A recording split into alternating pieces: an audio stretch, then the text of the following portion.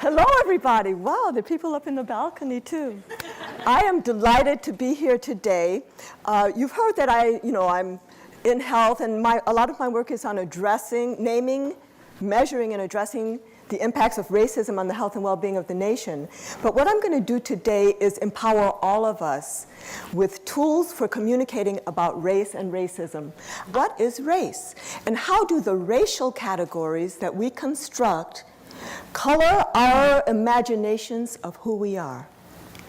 And in my mind, race is clearly a social classification, not a biological descriptor. It is the social interpretation of how one looks in a race-conscious society. And I realized that racism and other systems of inequity structure open-closed signs in our society. And it's important for us to know something about the two-sided nature of these signs. It's important for us to understand how these signs, how racism and all of the other isms, create a dual reality, where on one side, people who are in the side, for any of us, it's difficult for us to recognize any system of inequity that is privileging us. So, for example, it's difficult for men to recognize male privilege and sexism. It's difficult for white people in this country to recognize white privilege and racism. Oh, well, let me just, before I get off of that, now provide you with a definition of racism that evolves out of this understanding. And I'm really clear that racism is a system.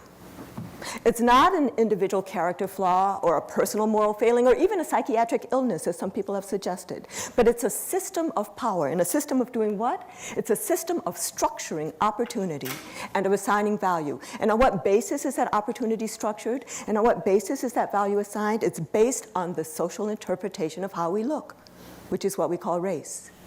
I want to talk to you just a little bit more about racism because in this story, I'm going to illustrate 3 different levels of racism: institutionalized, personally mediated, and internalized. Institutionalized racism, what is it? It is that system that results in differential access to the goods, services, and opportunities of society by race. This is the kind of racism that doesn't require an identifiable perpetrator. This is the kind of racism that's been institutionalized in our laws and our norms and actually often shows up as inherited disadvantage. The second level of racism, personally mediated racism, I define as differential assumptions about the abilities, motives, and intents of others by race, and then differential actions based on those assumptions. So here now we're talking about what most people think of when they hear the word racism. Somebody did something to somebody. It includes the prejudice and the discrimination, lots of ways that it can impact your health and your whole well-being. And like institutionalized racism, it can be through acts of doing as well as acts of not doing, but even more important, it can be unintentional as well as intentional. You don't have to intend it to have a racist impact. Third level of racism, internalized racism, I define as acceptance by members of the stigmatized races of negative messages about our own abilities and intrinsic worth. Lots of ways that it can affect us, and it's really about accepting the limitations to our own full humanity of the box into which we've been placed. But if we're on this conveyor belt and we don't want to go there, then what we have to do is start walking backwards, right? And we need to walk at least as fast as it's going, not to go that way, but now we have to start walking faster if we don't want to. We really want to get away from that. And what happens when you start walking backwards on a crowded conveyor belt? You bump into people and they say, hey buddy, watch out. Where are you going? And this is your opportunity to do the first of 3 steps in terms of being actively anti-racist, and that is to name racism. You say, look, do you see where we're going? Do you want to go there? And most people will say, just stop bothering me. But maybe 1 or 2 will turn around with you. So now you're 2 or 3 walking backwards on this conveyor belt. And now where are you headed? You're not just going away from racism, but now you're actually going to understand the conveyor belt motor.